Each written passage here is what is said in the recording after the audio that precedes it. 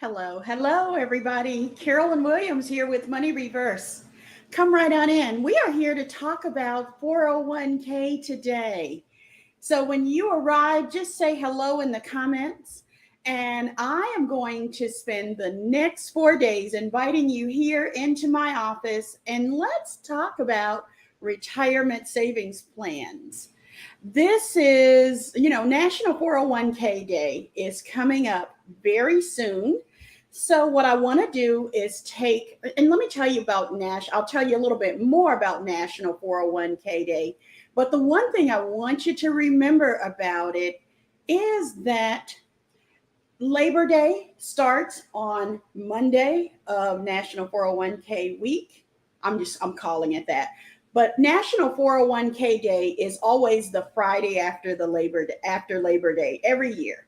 So it's a different day every year, but when you see Monday as Labor Day, then that Friday is National 401k Day. We're going to talk a little bit more about it. So what I like to do is for that 4-day week, I want to take those 4 days for your 401k or similar retirement plan. So come right on in, say hello in the comments when you arrive.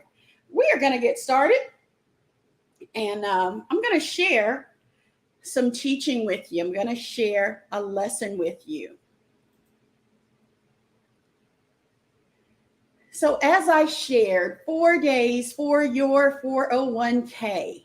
Now, let me tell you about why we're even doing this. This is an observation of National 401k Day. And this holiday, it's a holiday. It really is a holiday. It's one of those made up holidays, but appropriately so. So it started in 1996 by the Profit Sharing and 401k Council of America. What they wanted to do is basically have a particular time of year and get people energized around making sure that you're doing what you need to do in your retirement savings plan. So really, it's like a reminder to check in on your retirement savings. And a retirement savings plan is a plan that you use to save money and invest to prepare you for retirement. When you decide that you're going to walk away from the workforce, these are the funds that you have available to you.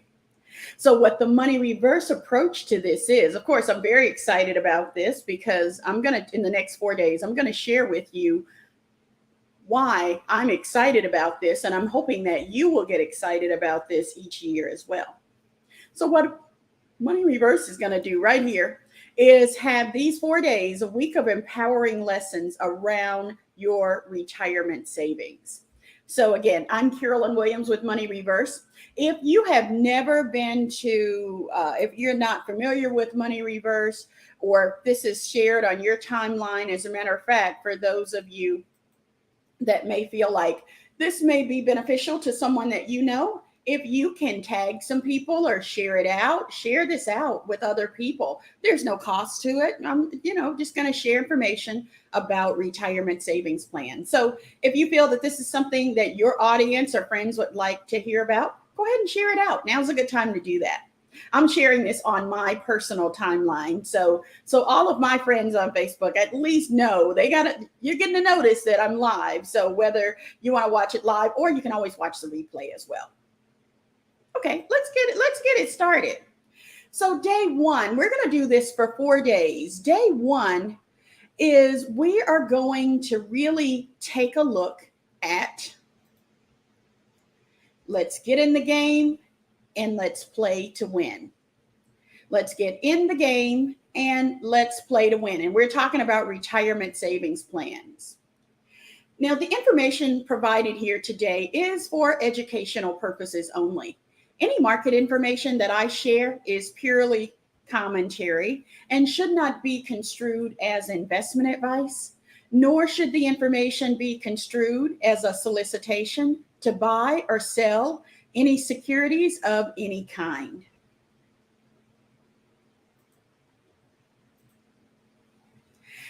Now, for those of you, what I want to do is ask you a question. The question is, are you in a retirement savings plan? I'd like for you to, I put a link in the comments, and it is an anonymous poll. The question is, are you currently in a retirement savings plan? So with that, there's three answers that you can have: yes, no, or I don't know. When I say a retirement savings plan, what I mean is it could be a 401k, it could be a 403b, an IRA, TSP, 457, or any plan like this. So, are you currently in a retirement savings plan? What I'm doing is saying 4 days for your 401k, but we're going to talk about all of these plans interchangeably. Now, I'm going to tell you, sometimes the reason one of the answers is I don't know is because what a lot of companies are doing now is they're doing an auto enroll for people for their retirement savings plan, and that happens when you're first employed there. So it's an automatic enrollment. They'll put you probably at 3% of your paycheck that's coming out going to the retirement savings plan. And the way that you get out of it is you have to go and opt out. So, and I'm going to tell you the reason that they're doing that is because so many people are just not aware of what it is. This is not something that most of us heard about when we started our first job. I had finished college and got my first real job. I did not know what a 401k plan was. When they let me know I was eligible after a year, I had no idea what they were talking about. So there's very little education on this. So what we're finding is so many people work their entire lives and are making good money, but are not knowing or not having the knowledge that they could be saving some of their money for their retirement plans. So what companies are doing is they're doing an auto enroll. So you may not know. And you can also have a retirement savings plan that is with a previous employer. If you were with a company and they had a retirement savings plan and you were in it, could have been from auto enroll, and you didn't do anything with it when you left that company, then you could still be in a retirement savings plan with your previous employer. Or if you rolled it over, if you took that retirement savings plan when you left that particular company and you say, I'm going to roll it over into another plan. So it could be, it sounds like a simple question, but it may not be as simple as the question is. The question, as it sounds, the question is, are you currently in a retirement savings plan?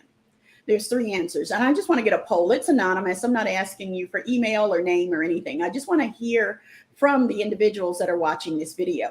And you can answer this poll whether you're watching live or if you're watching on the replay. Are you currently in a retirement savings plan? Yes, no, or I don't know. So the link is in the comments there. Go ahead and click the link and let me know. I'll let you know at the end of this live broadcast what the numbers look like. No, I think I'll let you know in the next one. Give people time to watch the replay and afterwards. So with that, I just want to hear from you. Thank you so much. Thank you in advance for participating. Now, for our day one of our 4 days for your 401k, I want you to know I mentioned several plans that when I asked if you were in a retirement savings plan, there are several types of these things. The premise is all the same. You want to set aside funds for when you walk away from the workforce, and your company will give you an avenue to do that in many cases. So let me kind of go over the different types of plans and kind of tell you what they are. If you are working for a private sector, and if you're working for a major corporation or a small company, and they are a for-profit company, that's what's called the 401k. Now, if you're working for public schools, a tax exempt organization, a nonprofit, if you're working in the medical field, doctors and professionals, or religious workers, that retirement savings program is called the 403b. Same kind of thing, it's just a different IRS tax code. The TSP is a thrift savings plan. This is the plan for government and federal workers and uniformed servicemen. So theirs is a TSP, thrift savings plan. If it is an IRA, suppose you say, Carolyn, I'm not enrolled in the military, I'm not enlisted, I'm not a federal employee, I don't work for a nonprofit, work for a private, I work for myself. I want to work for myself. So guess what? You can also have a retirement savings plan. You have to do it yourself, and that's called an IRA. And a small business will also offer this. If it's an employee that has I know under 10 employees, you don't have to offer it. But if you have less than 25 employees, you can offer to them an IRA. And it could be a SIP or simple IRA, a Roth or traditional IRA. So again, for individuals, for small businesses, and for self-employed, it's called an IRA. And then the 457, this is also known as deferred comp, deferred compensation. This deferred comp is mainly as a benefit for highly paid individuals that make money and just don't want to receive it all this year. Because if you receive all the money that you make this year, you have to pay taxes on it. And some executives and very highly paid individuals choose to use a 457 plan. And that is where they take some of your compensation and they move it over to this other plan. It's called a deferred comp. And that way you don't get the money this year. You get it when you retire or when you request it. And therefore you don't pay you don't pay income tax on it. You do have to pay your Social Security and pay Medicare on it. But most highly paid individuals have already maxed out on Social Security and Medicare a lot of times by mid-year. So it is a way that they can still get a tax benefit from it and just not get all of the money now and receive it and have to pay taxes on it. They defer that compensation for a later time. So that's called a 457 plan. So there are multiple ways that you can be in a retirement savings plan. So not just a 401k. Now, if you have any questions at any time, just go ahead, type them in the comments and I will get right back to you. Now, the lesson that I really want you to know about today is even though the company is sponsoring your plan, the company is making this available to you. If you're working for another organization and going that route for your retirement savings, the company's making it available to you and they're sponsoring it. But the one thing I want you to know is that it is your money. It is your money. You have complete control over what is done with this money. As a matter of fact, they want you to have complete control over this money. Now, the company may put in some money to match you. In many cases, that's one of the benefits of working for a corporation is that they will help you. If you will set aside money for your retirement, they will also help you by matching funds. You put in $1, we put in $1, up to 6% of your salary. So they'll do that in a lot of cases. So let me kind of explain a few things that I want you to know about this. One word is vested funds, vested. Now, in many cases with these retirement savings programs, they will have where the company you put in money from your paycheck, the company will match you and put money into your account. That's your money, but the company says it's only your money after a waiting period. And that waiting period may be 1 year, it may be 3 years. It just depends on the benefit that the company came up with. Every company is going to do it differently. It's the way that they want to structure their program. So if I work for company A and I said, company A, I want to put money in a 401k, in a retirement savings plan. They say, great, Carolyn, here is the information for our 401k. And guess what? That we will match you. When you put money in for your retirement, we will put money in for your retirement. And that's good. That is a great benefit. And they say, but Carolyn, you put in money and we put in money, but just to make sure that you're not just coming in here to work for a month and then take our money and run, we're going to make sure that you can only get to the money that we put in after it has been there for 3 years. So that is called a vesting period.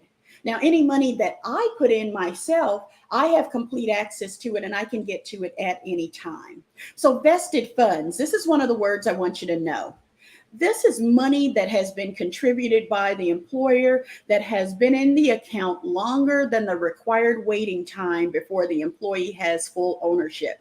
It is your money, but there are some funds that may be vested and you may be on a waiting period for those funds. So that's the way that works. I want you to know that this is your money and it's portable.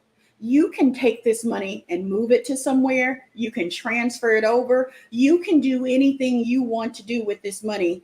Well, if you take it out, then that's the end of the ball game. This money must stay in this shelter. Think of this retirement savings program like if I had my glasses case here, it's almost like a protection from taxes.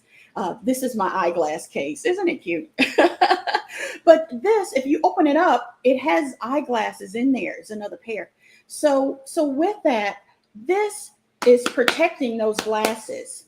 There is nothing, I wish I could. If a truck ran over it, of course, it would damage the glasses more than likely, but it's protecting these glasses from damage. Your retirement savings program is like this IRS case, and it is protecting your money from taxes. From taxes. You don't have to pay tax on this money that you have inside this case until you take it out. As long as it's in here and in this protection, you do not have to pay taxes on it. And that's a good thing. So it can lower your tax liability. So with that, your money is portable, but you can open it up and take it out. You just have to move it, protection and all. So move it from one protected account to another protected account. That's called the rollover.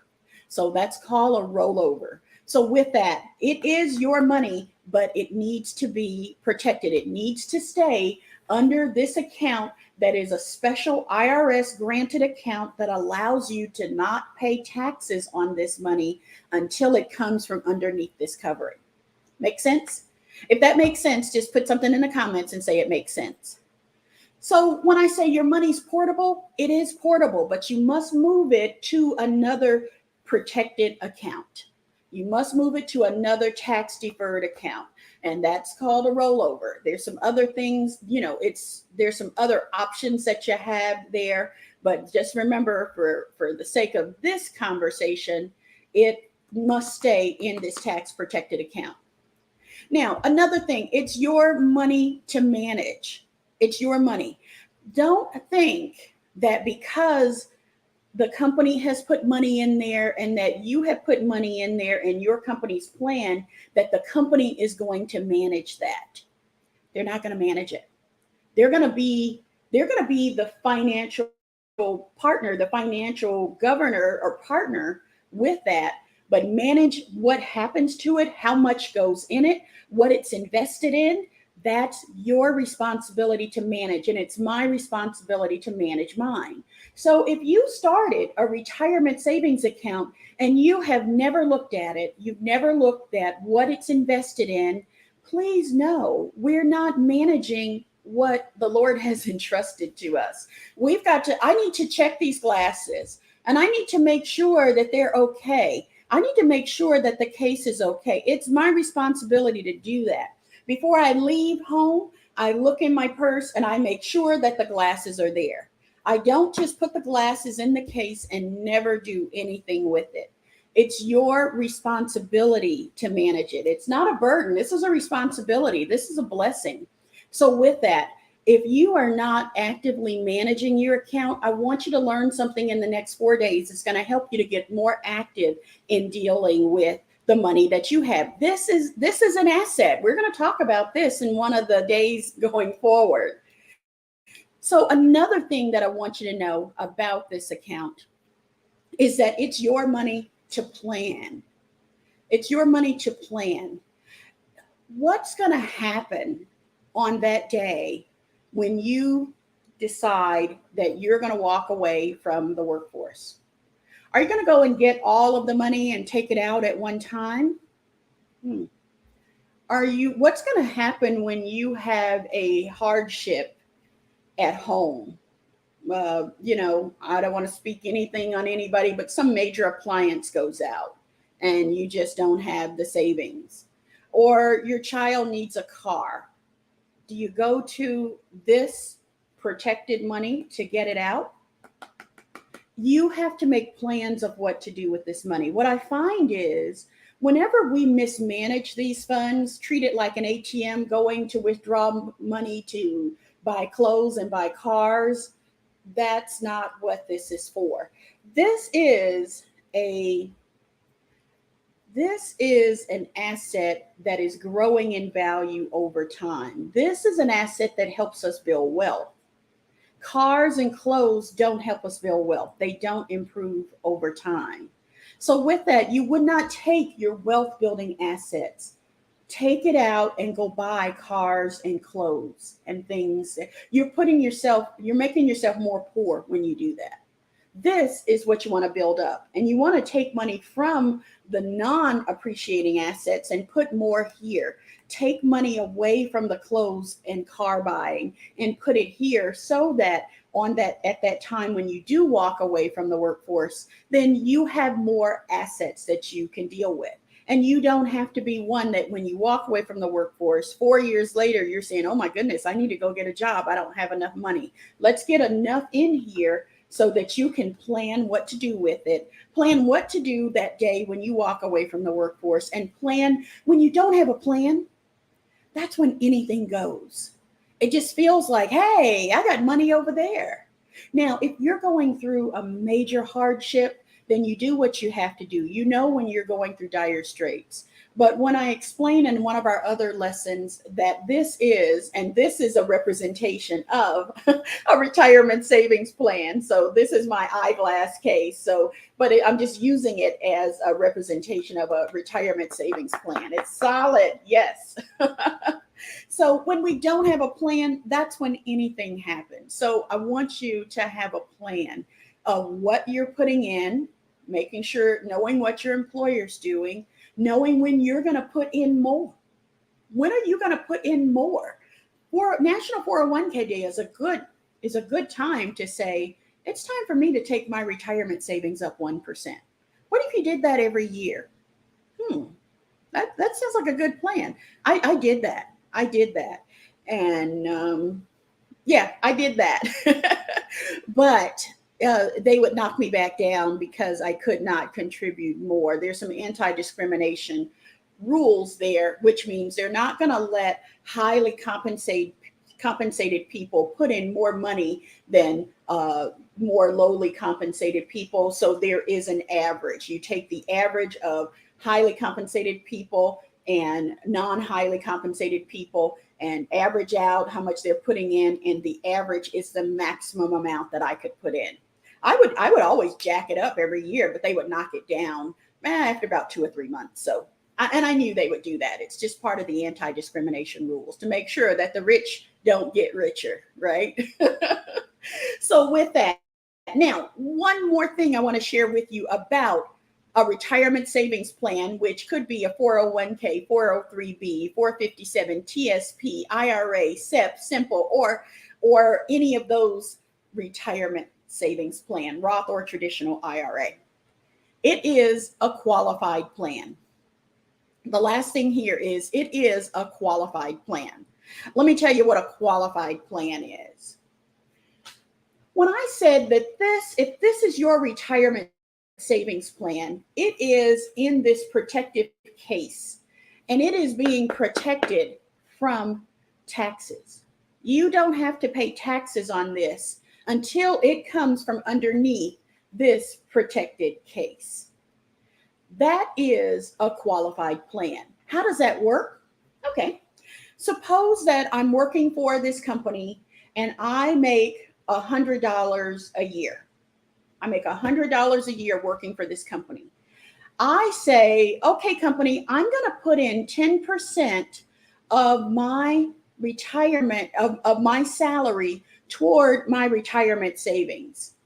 10% of $100 is $10. Okay. So I make $100 a year. $10 of that is in my retirement savings plan. It's in this protected box that's free from taxes. So when I get my W-2 at the end of the year to show how much taxes I owe or how much taxes I was liable for. I made $100, contribute to a qualified plan was $10. I pay taxes on $90. Does that make sense? So that's what's owed. What when I report it to the government, that's how I report it. Now, let me tell you what the employer also does. Whenever I say, employer, I'm going to put 10% of my salary into my retirement savings plan, so they will lower my taxes. What they're going to say is, Carolyn, here is your $100. We're going to take away that $10 that you put in this tax deferred plan. And therefore, we're only going to take tax out on $90. So they don't take the tax out for me on my paycheck. So my paycheck has fewer taxes taken out. But when I go tell the IRS, when I file my tax return, I show that I don't owe taxes but for $90. Does that make sense?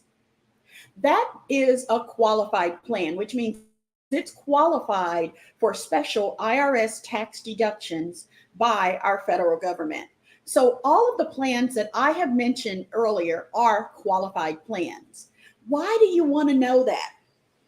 Well, because you want to pay unto Caesar what is Caesar's. Pay your taxes, but pay as little taxes as you can. You want to do this in a very credible and a very honest way. And this is a very honest way to lower your tax liability.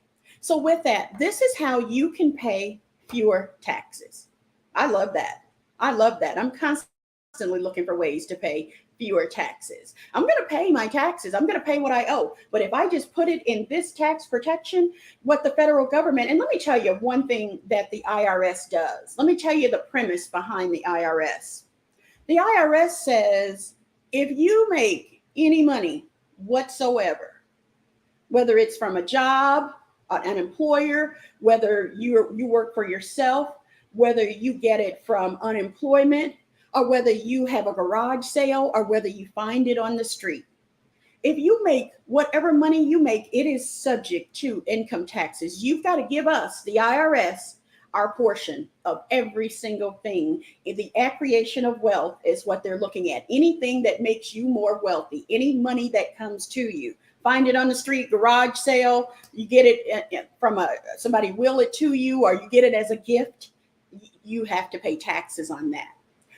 But what they also say is, but if you do anything that is going to help mankind, if you're going to help people to need fewer government services, then we're going to give you a break for that. If you want to minister to people so that they need fewer and fewer services for mental health, if you want to volunteer for an organization that's feeding people, working with people that have disabilities, that is helping you, putting things in that is requiring, that could result in those individuals needing fewer and fewer social services from the government. So when you do that, the IRS say, we'll give you a break for that. We need tax money on that garage sale money that you made. Oh, but you wanted to volunteer. You donated everything from the garage sale to a nonprofit, to Red Cross. Well, we'll give you a deduction for that. So that's kind of how the federal government works. So this is one of those things. Oh, you're going to save money for your retirement? So there's less and less chance that we're going to need to pay welfare for you. Oh, we're going to give you a break for that. We're going to give you a big break. Every dollar you save, then we're going to make sure you don't pay tax on that. All these years that you're saving, if you save for 30 years, you don't pay tax on that, because we don't want to have to pay you welfare when you walk away from the workforce. That's the premise behind this. And that little premise of how the IRS works is really how life works. So when you're living your life following Christian biblical principles, your whole life is a tax deduction. Many things that you do as a Christian is a tax deduction. You just got to know how it works, and know how the tax system works, and know what the codes are. So I'm going to tell you more about tax codes here with these plans. And so with that, that's why you want to keep it in a retirement savings program, not under your mattress, not just in a bank savings account, in your retirement savings plan. Now, if you have questions, let me know, but I will share some situations where you may need to keep it in a bank savings plan or in a regular brokerage account, because there's a maximum amount that you can put in this retirement savings program every year. Because it is tax deferred, you don't want to pay tax on it. You go, let me put my whole paycheck in there. They go, oh, no, contraire. There is a maximum amount that you can put in every year into a plan like this. We're going to get some tax money from you. You cannot put your whole paycheck in there, is what they say. Okay. Now, let's see. I think that is about wrapping up today's lesson. I am available to answer your questions. Let me see if you have any questions. Oh, yeah, I see you guys say it makes sense. Thank you very much. Now, if you have questions, if not today, I'm going to go a little bit further every day this week. Remember, National 401k Day is Friday, September 8th, 2023. At the time of this recording, it's Tuesday, September 5th. 2023. So I'm going to be here for 4 powerful lessons to help you fortify your 401k this week. And as we get to National 401k Day, everybody's going to be all ready, and we're going to be excited to go in and see how can we do things differently this year within our retirement savings plan. So if you don't have any questions, I'm going to say thank you so much for joining me. Joining me again here tomorrow, same place that you're watching me right now, and share this out with somebody if you found this beneficial so that they can join us live or watch the replays. They're going to be out here available for you because we want to get as much information out for individuals as we can. Again, my name is Carolyn Williams, and I'm with Money Reverse. It is so good for you to be here, and I look forward to seeing you tomorrow at the same time. Bye, everybody.